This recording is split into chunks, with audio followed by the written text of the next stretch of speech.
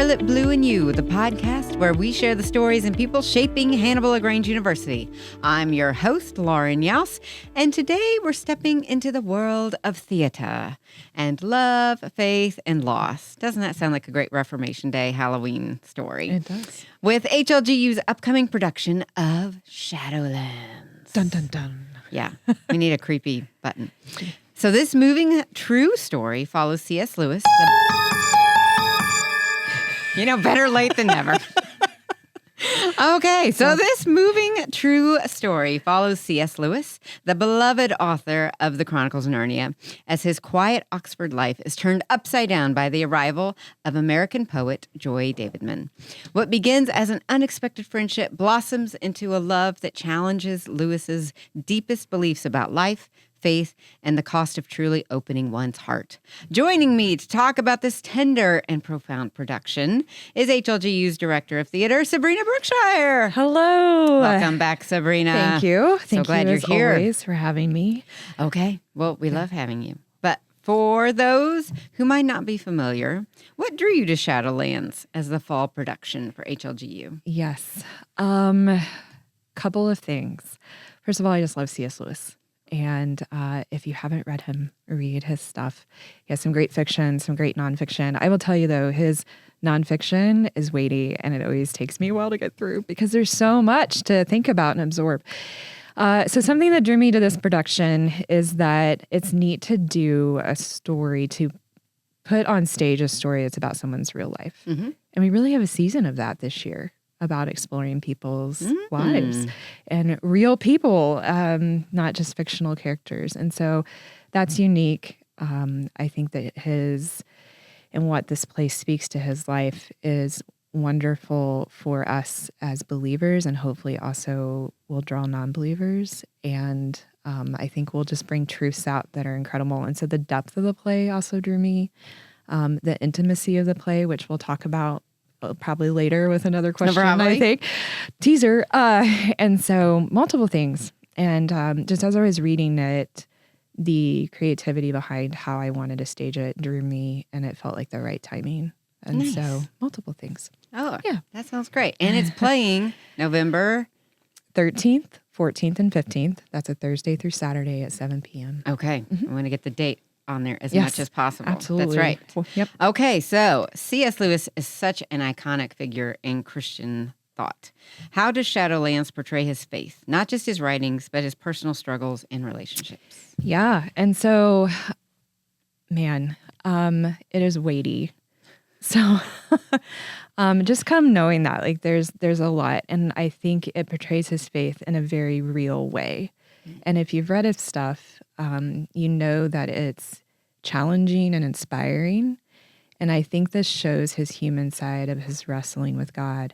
And if you've read some of his works, Grief Observed, which originally wasn't intended to be, I believe it was just journal entries that wasn't intended to be published. Yeah. It just shows the realism of his struggle. And I think not so much with his faith, but more just with, God's goodness and the idea of suffering in our lives, and how is it to push us closer to the Lord. And, he struggled with very real emotions of grief and loss. And I think at one point in his life, he thought he had, through the loss of his mother and through other things. And then with, it's hard because I don't want to talk super spoiler if you don't know, but just through other loss, he reached a greater depth of grief. And so I think it's a very real play that shows not so much a wavering in faith, but more a struggle of God in that journey of grief and where that takes place in his life. Sounds like some themes that your audience is really going to connect with if they've gone through that grief. Absolutely. I mean, I think, we've probably all gone through grief, but at varying levels, and it's something that you cannot escape in your life. And then suffering in general. I mean, Scripture tells that. And so, I think it will connect to each person in our audience in different ways. But I think, you can't come and not connect with the feelings and the emotions that are portrayed and what you see happen. Yeah. So again, this play is based on a true story, so real people. So are there particular challenges or joys that come with directing a play based on real people, especially ones as well known as like C.S. Lewis and his wife Joy? Yeah. I mean, there have been some challenges. I actually want to speak first, though, to, I don't know if you would counter and call it victories, but just the fun of like, so as a director, it's my goal to take the script and before we ever even cast, like I'm analyzing it, picking it apart, and creating off of that, whether it's the movement of the actors, the design, whatever it may be. But this has been neat. I mean, I did first take the context of the script, but it's been neat to then after that analyzing to go beyond and do a lot more research on the real people. You know, his brother is in it. And then of course his wife and then some of the colleagues are a little fictionalized, but like to be able to research, you know, and want to play it true to them. And so some of the things that we've discovered along that way have been so neat and interesting. Like, for example, he never used a typewriter and he always wrote, but his brother would then take it. And Warnie was the one that would type all of his manuscripts. Oh, God bless Warnie. Yeah, I know. Poor Warnie. And so just some of the interesting facts that we found out, we want to share those more. So every Friday night showing after the show, we have a talk back. Oh, yes. And so the 14th will be our talk back. And so even if you don't come to that performance, you can still come back and you know, come on in about probably 9:30 and catch the talk back. And so we're going to share some of that more, you know, like the insights we found into Lewis's life and his brother and just things in their journey and Joy's life as well. So anyway, so sorry, that didn't really answer your question. Challenges that we faced. Can you repeat the actual question? Yeah, I sure can. Are there particular challenges or joys that come with directing a play based on real people? Yeah. I think just, you know, wanting to bring it to light so much, the reality. And I think with this particular play, the depth, wanting to get across, it really takes the idea of emotion and intellect and combines them. And so wanting to play true to that, for sure. And then, yeah, like I said, with, you know, we did other research outside of the script itself to be accurate. And so I think it just required a little more groundwork. Yeah. Which I said was fun, but was also another added element. And so if anything, I think it was that and just wanting to play them as real. Like, so Rhett Simpson, he's a senior theater major, is playing Lewis, which is a big task. Oh, is that the script in front of you? It is the script. Are there like it's my director's copy. Long monologues? Yeah, he has multiple ones. It's really kind of neat how he comes out. And so our audience more, when he lectures a couple of times, turns into the people he's lecturing to. How fun. So he kind of gets to break that fourth wall and like talk to them, which is really unique. But, you know, it's been a big task and he's done a lot of homework beyond not just memorizing, but like studying Lewis. So one thing that we were looking up was like, did he have any particular like mannerisms or things? And so, you know, just trying to bring his character to life on stage as true to Lewis as we can. Yeah. So, yeah. Very cool. Yeah. So you talked about breaking the fourth wall. Yes. But you're also trying to enhance the emotional depth of this production by transforming the stage into a black box style theater. Yep. So it's offering a closer look, much more personal. So what inspired this creative decision? Yeah. So as I was reading it is really when it hit me that this is not, so our Parker Theater is a proscenium style stage. And if you don't know what that is, it's like the big opening and then the audience sets out from the stage and you look into this box. Okay. That's known as a proscenium. And like, it's great for design purposes because you can use more elaborate sets and you can drop things in and all of that, use your fly system, but it's also known for creating a lack of intimacy because you have this distance between the front row even and the action, you know, standard, like our stage has about 15, 17 feet that you're experiencing, which that distance does, whether you realize it kind of can provide a disconnect. And so as I was reading this, I was like, man, like this needs to draw in like the depth and the realness and the connection that the audience could feel to the characters because of these emotions and this ride they're experiencing is so deep. I need to draw this in, and how do I do that? And so my thoughts went to having them on stage with us, and we've done that with our student-directed one acts. If you've ever been, we will have an evening in one acts, and we place our audience on stage, sometimes all the way around. We kind of, each time maybe the seating's a little bit different, but we fit about 50 on stage. And I thought, I don't want to limit it to 50. That's, really kind of shrinking it too much. And so I just started working on set design, and I pulled it onto stage, and I said, I'm just going to go for this and see what it looks like once I get into like a 3D model, and what can I do with the space that we have? How many can I truly fit? And so we managed, so we're building extra risers. So it's going to be 3 tiers, 3 rows on 3 sides. So it's kind of actually technically a thrust stage. Okay. So 3 sides, you think of like the runway, where it comes down into the middle. So there is one side with no audience members, but we managed through 3 rows to fit right at 100. Nice. And so what it's doing for the play, again, because you're closer to the action, I think there'll be much more of a connection with the audience. And also, there are a lot of locations in this play. So a lot of times when you go to a play, not always, but a lot of contemporary plays have one setting. So like All My Sons by Arthur Miller, you go and it's the yard. You might go to like Little Women, the play version, and it's their like parlor area. You go and it's one location and it stays at that. And this has many throughout. And it's interesting because the script is Act 1, Scene 1, and it's not broken down for you at all. And so like it's so many locations. I'm like, how do we create all these locations but fill the stage?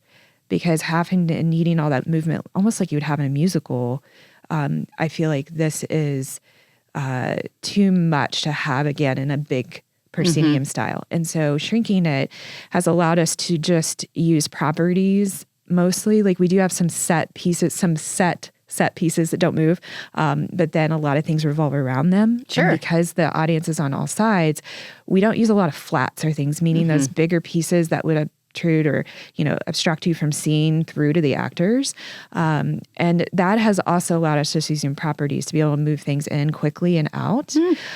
So something else unique, this is a spoiler, but not to the story. Hopefully it will spoil and tease you to get you in. That's right. Is that because there's so many transitions and scene transitions, transitions are so important because you don't want to lose your audience when you're trying to move something or trying to go into a new scene. And so we have a piano player. A pianist will be playing periodically, like throughout the show, that will also play through these transitions and then sometimes bleed into a scene or may even come in a little bit under a scene to just support and add emotional value, but also to aid in all these scene changes that we have to do. So they'll actually be in costume and they'll be setting on the stage as well. And kind of sandwiched in between some of the audience members. And I do want to say, do not let setting on stage intimidate you from coming because there's not audience participation. This is not improvisation where we're going to pull someone out to participate. I promise. At most, to pull in would just be with Lewis and some of his lecturing. He might look at the audience, but that's the most it pulls it in. So don't let that intimacy intimidate you from coming and sharing in this experience. Perfect. Perfect. Okay. If you could describe this play in one word, what would it be? One word. I'm not going to count. I can't even defend why I choose this word. Maybe. We'll talk about I'm it. not going to lie. We were discussing this a little bit earlier and she doesn't like my word, but so much about the title says so much about the play.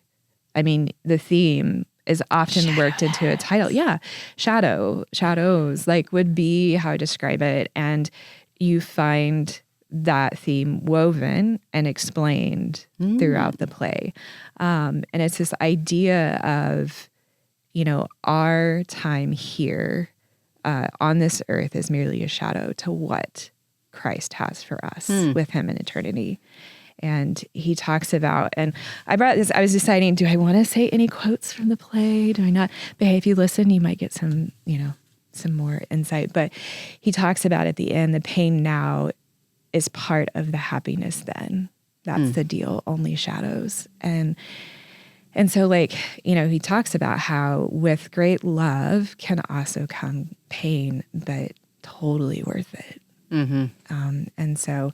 But yeah, it's merely a shadow to what he has for us. Very nice. What Christ has for us. Okay, one more time. Yeah. When is this play happening? Yes, it is in our Parker Theater here in the Roland Fine Arts Center on the campus of Hannibal-LaGrange University. And it is November 13th, 14th, and 15th at 7 p.m. And you can get a ticket a couple of ways. The fastest way is to go onto our website, which is HLG.tix.com, and you can order your ticket online. Something that differs from this as opposed to some of our other productions is we're doing general seating, general admission. And so you're not buying a specific seat. Sure. And so know that our house opens 30 minutes before the show starts. So our house will open at 6:30, and that way you can come and pick that seat early. So when you go online on our Tix page, you are just purchasing like a general ticket. You could also call our box office. It's 573-629-3182.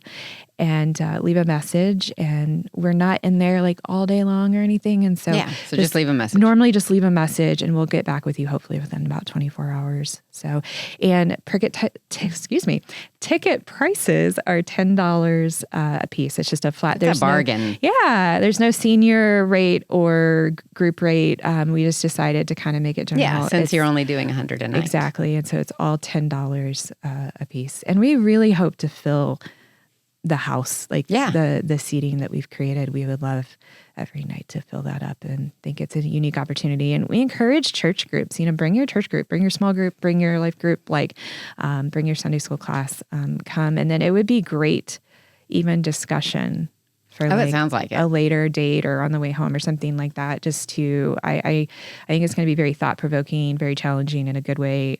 So leave and discuss and continue to ponder the truths that have been presented. Fantastic. Anything else you'd like to share? Did we forget anything? I don't think so. Okay. We would just love for you to come. Hang out with us. I'm excited. I think the only other thing I could plug is we have social media pages that really keep our audience up to date on what's happening. And so if you have Facebook, visit our Hannibal-LaGrange University, all spelled out, Theater Arts page. And theater spelled the fancy way. No, of course. Is there another way? With the R-E, not the E-R.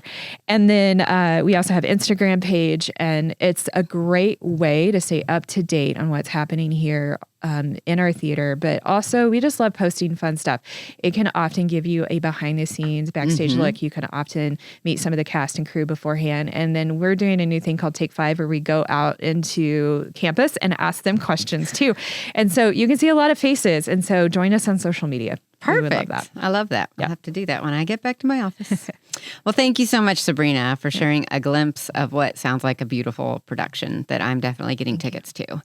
So again, you can see Shadowlands at Hannibal-LaGrange University in the Parker Theater, November 13th through 15th at 7 o'clock each evening.